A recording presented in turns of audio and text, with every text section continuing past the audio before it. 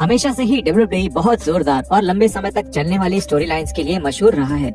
एक लंबी story line के काम करने के लिए उसमें मजेदार किरदार और उनके उद्देश्य जुड़े होने चाहिए और डब्ल्यूडब्ल्यूई को धीरे धीरे उस कहानी में परत दर परत जोड़ना चाहिए ताकि वो जितनी हो सके उतनी मनोरंजक बनी रहे। जिसके बाद इस तरह की स्टोरी लाइन आखिरकार एक बड़े पे पर व्यू मैच में बदलती है। और अगर डब्ल्यूडब्ल्यूई ने इस कहानी में अच्छा काम किया है तो इस तरह के पे पर व्यू से कंपनी और रेसलर्स को अच्छे पैसे और तारीफें दोनों मिलती हैं। तो जुड़िए हमारे साथ जहां हम डब्ल्यूडब्ल्यूई के इतिहास की 10 सबसे लंबी स्टोरी लाइन्स की बात करेंगे। The rock versus stone cold Steve Austin. The rock और स्टोन कोल्ड स्टीव ऑस्टिन की दुश्मनी को डब्ल्यूडब्ल्यूई का सबसे खास और अहम फ्यूड माना जाता है। इन दोनों के फ्यूड की शुरुआत 1997 में इंटरकॉन्टिनेंटल टाइटल के लिए लड़ने के साथ हुई और हालांकि ये दोनों डब्ल्यूडब्ल्यूई के एक मिड कार्ड टाइटल के लिए लड़ रहे थे, लेकिन ये साफ दिख रहा था कि ये दोनों रेसलर्स रिंग में एक साथ काफी अच्छा काम करते हैं क्योंकि इनके मैचेस बहुत शानदार होते थे और ऐसा लगता था जैसे ये एक दूसरे के खिलाफ ही रेसलिंग करने के लिए बने थे। इसके 2 साल बाद दोनों ही रेसलर्स डब्ल्यूडब्ल्यूई में कामयाबी के शिखर पर थे और दोनों ही बहुत बड़े स्टार्स बन चुके थे और इसी वजह से इन दोनों ने डब्ल्यूडब्ल्यूई टाइटल के लिए रेसलमेनिया 15 के मेन इवेंट में हिस्सा लिया और एक बार फिर से इनका बहुत शानदार काम देखने को मिला। डब्ल्यूडब्ल्यूई ने इन दोनों के मैचेस का ऑरा हमेशा एक जैसा बनाए रखा और जब भी ये दोनों एक साथ स्क्रीन पर होते थे तब इनके बीच के इतिहास की बात हमेशा करी जाती थी। लेकिन डब्ल्यूडब्ल्यूई इन दोनों 1-on-1 मैचेस को खास बनाए रखना चाहते थे क्योंकि वो जानते थे कि इससे वो बहुत सारा पैसा कमा सकते थे। 2001 में एक बार फिर से टाइटल के लिए एक मैच में इन दोनों का आमना सामना हुआ और उन्होंने रेसलमेनिया 17 के मेन इवेंट में हिस्सा लिया। ये मैच उनका एक दूसरे के खिलाफ सबसे शानदार मैच माना जाता है और इसी मैच में ऑस्टिन हील भी बने थे। 2001 में इनके और भी मैचेस हुए थे और फिर आखिरकार 2003 में इनकी यादगार दुश्मनी खत्म हुई। इन दोनों का सामना रेसलमेनिया 19 में ऑस्टिन के पहले रिटायरमेंट मैच में हुआ था और ये ऑस्टिन के लेजेंडरी करियर के लिए सबसे बेहतरीन अंत था और साथ ही साथ डब्ल्यूडब्ल्यूई की सबसे प्रभावशाली स्टोरी लाइन के लिए बिल्कुल सही और इज्जतदार अंत भी। John Cena versus the rock.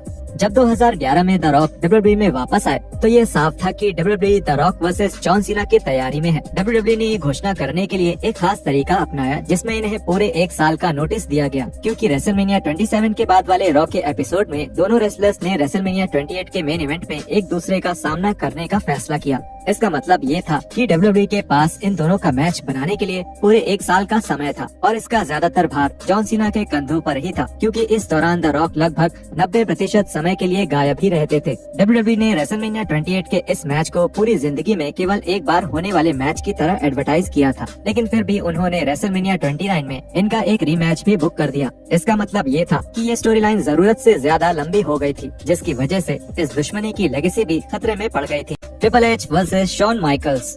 Triple H को शॉन माइकल्स के खिलाफ लड़ते हुए देखना एटीट्यूड एरा के दौरान फैंस के लिए एक सपना जैसा ही था और जब 2002 में एचबीके डब्ल्यूडब्ल्यूई में वापस आए तब उनके पास आखिरकार इस दुश्मनी को दिखाने का मौका आ गया था। 2002 के समर्स में ट्रिपल एच ने एचबीके को धोखा दिया था जिसकी वजह से समर स्लैम इवेंट में इन दोनों का एक क्लासिक मैच हुआ। इस मैच से ये फिर से साबित हो गया कि एचबीके एक महान परफॉर्मर है और साथ ही ये भी देखने को मिला कि असल जिंदगी में ये 2 बेस्ट फ्रेंड्स रिंग में एक साथ कितना अच्छा काम कर सकते हैं। इन दोनों का फ्यूड पूरे रूथलेस एग्रेशन एरा के दौरान चलता रहा और समय के साथ इनके मैचेस और भी बेहतर होते रहे। इन दोनों ने हर गिमिक मैच में एक दूसरे का सामना किया, चाहे वो 3 स्टेजेस ऑफ हेल हो या फिर हेल इन अ सेल मैच। और हालांकि ज्यादातर फैंस को ये पता था कि असल जिंदगी में ये दोनों बहुत अच्छे दोस्त हैं, फिर भी इन दोनों ने अपने बहुत से फैंस को ये यकीन दिला दिया था कि ये एक दूसरे से सच में नफरत करते हैं। ये फ्यूड लगभग 4 सालों तक चलता रहा और ये तब खत्म हुआ जब इन दोनों ने अपने एक दुश्मन विंस मैकमैन से लड़ने के लिए हाथ मिलाया और अपने ग्रुप डीएक्स को एक बार फिर से बनाया। Dean Ambrose versus Seth Rollins. 2 जून 2014 वो दिन था जब डब्ल्यूडब्ल्यूई ने द शील्ड को अलग करने का बड़ा फैसला किया था।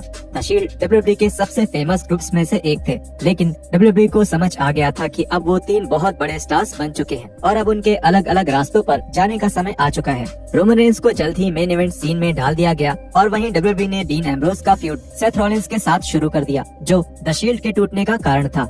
2014 के पूरे समर्स के दौरान इन दोनों का फ्यूड जारी रहा और रिंग के अंदर इनकी केमिस्ट्री बहुत जबरदस्त लगती थी। इनके मैचेस फैंस और क्रिटिक्स को काफी पसंद आ रहे थे और आखिरकार हेल इन अ सेल के पे पर व्यू के मेन इवेंट में इन दोनों को मौका मिला, वो भी रैंडी ऑर्टन और जॉन सीना की जगह।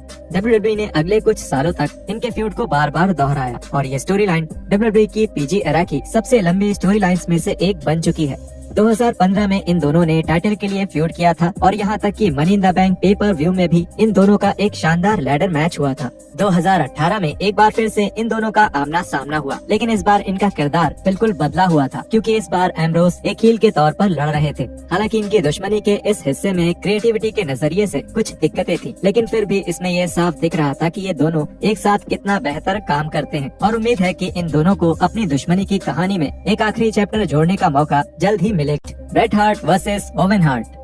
1990 के शुरुआती दशक के सबसे मजबूत स्टोरी लाइन्स में से एक ब्रेट हार्ट और उनके भाई ओवेन हार्ट के बीच के फ्यूड की थी। शुरुआत में इन दोनों को एक अच्छे रिश्ते और साझेदारी में दिखाया गया, लेकिन समय बीतने के साथ साथ ओवेन अपने भाई की सफलता से जलने लगे और इसकी वजह से ही ओवेन अपने ही भाई के खिलाफ हो गए। इस स्टोरी ने काफी अच्छा काम किया क्योंकि ये समय के साथ आगे बढ़ी और ये सब खुद ब खुद हुआ। आखिरकार इन दोनों भाइयों का रेसलमेनिया 10 में एक ऑल टाइम क्लासिक मैच हुआ और उसके बाद ये 1994 के समर स्लैम इवेंट में WWE टाइटल के लिए भी एक दूसरे के सामने आए। ओवेन और हार्ट अगले कई सालों तक जानी दुश्मन बने रहे, लेकिन 1997 में इन दोनों ने एक बार फिर से हाथ मिलाया और एक बेहतरीन ग्रुप बनाया जिसका नाम था न्यू हार्ट फाउंडेशन। हालांकि कुछ लोग इन दोनों के साथ आने की आलोचना करते हैं, लेकिन एक साथ मिलकर भी इन्होंने कुछ बेहतरीन और खास मैचेस दिए हैं। ये हार्ट बनाम हार्ट की दुश्मनी साल दर साल आगे बढ़ी थी और इसने दोनों ही रेसलर्स के करियर को नई पहचान दिलाने में बहुत मदद करी है। हालांकि ब्रेट को हमेशा से ही मेन इवेंट का एक रेसलर माना जाता था, लेकिन इस फ्यूड की वजह से फैंस को समझ आ गया कि ओवेन भी एक बड़े खिलाड़ी हैं और उनके अंदर भी WWE का वर्ल्ड चैंपियन बनने के लिए सारी खूबियां मौजूद है।